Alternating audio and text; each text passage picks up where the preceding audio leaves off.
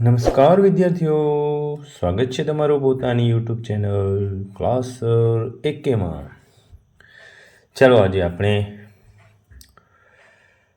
સ્વાધ્યાયન પોથીનો ભાગ નંબર 3 ધોરણ 7માં વિષય વિજ્ઞાનનો પ્રકરણ નંબર 4 એસિડ, બેઝ અને ક્ષારના તમામ પ્રશ્નોનું સોલ્યુશન કરીશું.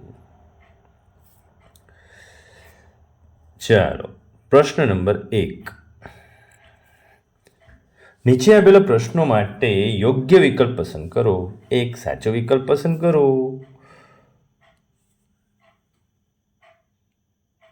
એસિડિટીની દવાની બનાવટમાં બેઝિક પદાર્થો વપરાય છે.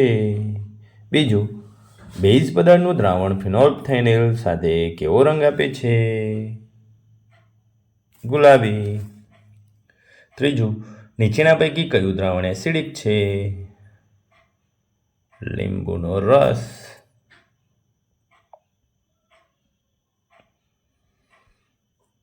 ચોથું, કીડીના ડંખમાં કયો એસિડ હોય છે? Formic acid.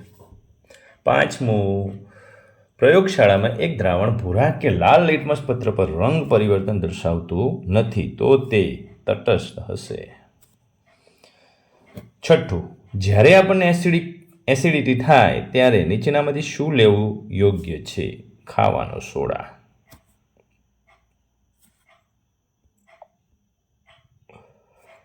સાતમું, મિલન તેના સફેદ શર્ટ પર પડેલા હળદરના ડાઘને સાબુના પાણીથી ધોવે તો કયા રંગના ધબ્બા પડશે? લાલ. આઠમું, ચૂનાનું નીતર્યું પાણી એટલે H2SO4. નવમું, કયા સૂચક પર બેઝ નાખતા તે લાલ રંગ પરિવર્તન પામે છે? હળદર. પ્રશ્ન નંબર 2. નીચેના પ્રશ્નોના ટૂંકમાં ઉત્તર આપો. 10મું, એક પદાર્થને લાલ લિટમસ પત્ર પર અસર થતી નથી તથા તેનું દ્રાવણ જાસૂદના ફૂલના સૂચક સાથે લીલો રંગ આપે છે, તો આ દ્રાવણનો સ્વભાવ કેવો હશે? આ દ્રાવણ એસિડિક હશે. બેઝ પદાર્થ જાસૂદના ફૂલ સાથે લીલો રંગ આપે છે. 11, કોઈ કુદરતી પદાર્થ સૂચક છે એમ તમે કેવી રીતે નક્કી કરશો? જ્યારે કોઈ પદાર્થ એસિડિક અને બેઝિક પદાર્થો સાથે રંગ પરિવર્તન આપે છે ત્યારે તે કુદરતી પદાર્થને સૂચક છે તેમ કહી શકાય, જેમ કે જાસૂદપત્ર, હળદરપત્ર. 12, એસિડ અને બેઝ થતી તટસ્થીકરણની પ્રક્રિયાની હંમેશા ઉષ્મા ઉત્પન્ન થાય છે. તે ઉદાહરણ આપી સમજાવો. NaOH પ્લસ HCl NaCl વત્તા H2O. એસિડ અને બેઝની રાસાયણિક પ્રક્રિયાથી ક્ષાર અને પાણી મળે છે અને સાથે ઉષ્મા ઉત્પન્ન થતી નથી. 13મું, નિસ્યંદિત પાણીને હળદરપત્ર અને જાસૂદના ફૂલના સૂચક સાથે ચકાસણી કરી તમારું અવલોકન નોંધો. નિસ્યંદિત પાણી હળદરપત્ર તથા જાસૂદપત્ર સાથે રંગ પરિવર્તન આપતું નથી કારણ કે નિસ્યંદિત પાણી તટસ્થ છે. 14, કોઈ 3 કુદરતી એસિડના નામ આપો. તેના સ્ત્રોતો જણાવો. સાઇટ્રિક એસિડ શેમાંથી મળશે? તો કે લીંબુમાંથી. લેક્ટિક એસિડ શેમાંથી મળશે? દહીંમાંથી. ટાર્ટરિક એસિડ શેમાંથી મળશે? આંબલીમાંથી. લીંબુમાંથી સાઇટ્રિક એસિડ મળે, દહીંમાંથી લેક્ટિક એસિડ મળે અને આંબલીમાંથી ટાર્ટરિક એસિડ મળશે. પ્રશ્ન નંબર 3, નીચેના પ્રશ્નોના ઉત્તર આપો. 15, પાણી અને ખાંડના દ્રાવણ માટે યોગ્ય વિધાન જણાવો. આ દ્રાવણ લિટમસ પત્ર પ્રત્યે તટસ્થ હોવા છતાં ક્ષાર છે. 16, ભારતી એક વાટકીમાં કોઈ દ્રાવણ લઈને આવે છે અને તેના મિત્રોને નીચે મુજબ કહે છે. આ દ્રાવણ લાલ લિટમસ પત્ર પર કોઈ અસર દર્શાવતું નથી પણ જાસૂદના ફૂલના સૂચક સાથે લીલો રંગ આવે છે. આ દ્રાવણમાં બોળેલી રૂના પૂમડાવાળી સળકડીથી હળદરપત્ર પર લીટી કરતા લાલ રંગ આવે છે તો આ દ્રાવણનો સ્વભાવ કેવો હશે? શા માટે? તે બેઝ તરીકે વર્તે છે. એસિડ ભૂરા લિટમસને લાલ બનાવે છે અને જ્યારે બેઝ લાલ લિટમસ પત્રને ભૂરું બનાવે છે. 17. હળદરપત્ર પર બેઝનું દ્રાવણ નાખતા કેવો રંગ પરિવર્તન થશે? હળદરપત્ર પર બેઝનું દ્રાવણ નાખતા રંગ પરિવર્તન થતાં તે લાલ રંગનું થઈ જાય છે. 18. પ્રયોગશાળામાં હોય તેવા 3 એસિડના નામ આપો. 1. વિનેગર એટલે કે એસિટિક એસિડ, હાઇડ્રોક્લોરિક એસિડ તો હોય જ, સલ્ફ્યુરિક એસિડ. 19. દૈનિક જીવન સાથે સંકળાયેલી તટસ્થીકરણની પ્રક્રિયાના 2 ઉદાહરણ આપો. એસિટિક એસિડિટી દૂર કરવા ઈનો લેવો. જમીનની એસિડિકતા દૂર કરવા ચૂનો નાખવો. 20. ટૂથપેસ્ટ એ કેવો સ્વભાવ ધરાવે છે? લિટમસ પત્ર દ્વારા તપાસો. ટૂથપેસ્ટ એસિડિક સ્વભાવ ધરાવે છે. તે ભૂરા લિટમસ પત્રને લાલ બનાવે છે. 21. તમને મધમાખીએ ડંખ માર્યો હોય તો તેનો ઘરગથ્થુ ઉપચાર કયો? પાઠના સંદર્ભમાં જણાવો. મધમાખીએ જ્યાં ડંખ માર્યો હોય તે ભાગ પર માટીનો ગારો લગાવવો જેથી બળતરા ઓછી થાય અને મધમાખીના ડંખ પર આપણે સાબુ પણ ઘસી શકીએ છીએ. 22. પહેલાં એસિડિટીથી પીડાઈ રહી છે તો તેને નારંગીનું જ્યુસ પીવાની સલાહ આપી શકાય? કેમ? ના આપી શકાય, કારણ કે નારંગીનો જ્યુસ પણ એસિડિક છે, પણ તેને આપણે બેઝિક પ્રવાહી પીવાની સલાહ આપીશું.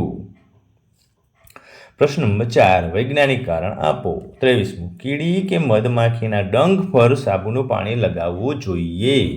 કીડી કે મધમાખીના ડંખ પર સાબુનું પાણી લગાવવું જોઈએ કારણ કે કીડીના ડંખથી આપણા શરીરમાં ફોર્મિક એસિડ પ્રવેશે છે, તેથી ત્યાં સખત બળતરા ઉપડે છે. તેથી તે એસિડને તટસ્થ કરવા તેના પર સાબુનું પાણી લગાવી શકાય.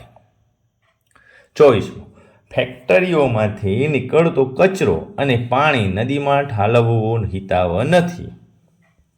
ફેક્ટરીમાંથી નીકળતો કચરો અને પાણી નદીમાં ઠાલવવું હિતાવહ નથી, કારણ કે તે તમામ કચરો એસિડિક હોય. કેવો હોય? એસિડિક હોય છે. તેથી નદીનું પાણી પણ એસિડિક થઈ જશે. ત્યાં રહેતા વનસ્પતિ, વિવિધ પ્રાણીઓ બધાને નુકસાન પહોંચાડશે અને તે પાણી પીવા લાયક રહેતું નથી. 25. ખેતી માટે જમીનની તપાસણી કરવી જરૂરી છે કારણ કે જમીન એસિડિક છે કે બેઝિક તે તપાસણી કરાવવાથી ખબર પડે છે અને જો જમીન એસિડિક હોય તો તેમાં બેઝિક ખાતરનો ઉપયોગ કરવો. જમીનના ખૂટતા પોષક તત્વોની ખબર પડશે. 26. તફાવત આપો. હળદરપત્ર, જાસૂદના ફૂલનું સૂચક. હળદરપત્રની એસિડ સાથે કોઈ અસર થતી નથી. જાસૂદના ફૂલનું સૂચક એસિડ સાથે મેજન્ટા રંગ આપે છે. હળદરપત્ર બેઝ સાથે લાલ રંગ આપે છે, જ્યારે જાસૂદના ફૂલનું સૂચક બેઝ સાથે તે લીલો રંગ આપે છે. 27.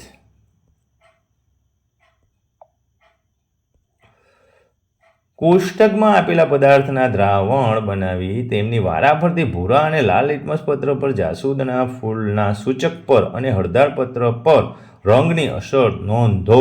તેના પરથી તેને પદાર્થનો સ્વભાવ નક્કી કરો. છાસ ભૂરું લિટમસ પત્ર લાલ બનાવશે. જાસૂદનું ફૂલમાં મેજન્ટા કલર ઉત્પન્ન કરશે, એટલે કે એની પ્રકૃતિ કેવી છે? એસિડિક છે. ભૂરું લાલ બનાવે એટલે એસિડિક હોય. એસિડ. ચૂનાનું પાણી ભૂરું બનાવે. જાસૂદનું સૂચકમાં લીલો, હળદર લાલ બનાવે, તેથી એનો સ્વભાવ કેવો છે? તો કે બેઝિક. 23. ધોવાનો સાબુ ભૂરું, લીલો, લાલ, બેઝ. નાહવાનો સાબુ એ પણ ભૂરું. જાસૂદનું સૂચક લીલો, હળદરપત્ર લાલ, તો કેવું આવશે? દૂધમાં બે પ્રકારની હોય. દૂધ બગડી ગયેલું હોય તો એસિડિક પ્રક્રિયા આપશે અને દૂધ તટસ્થ પ્રક્રિયા આપશે, સ્થિર સ્થિતિમાં હોય.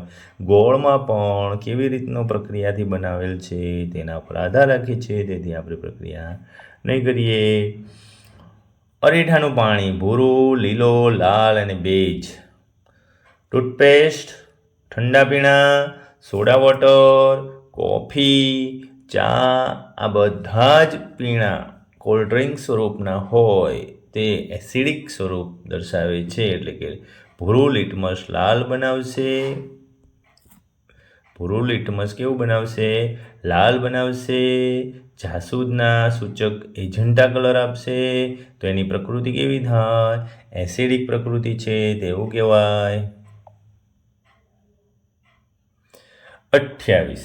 તટસ્થીકરણની પ્રક્રિયા સમજાવતા પ્રયોગનું વર્ણન કરો.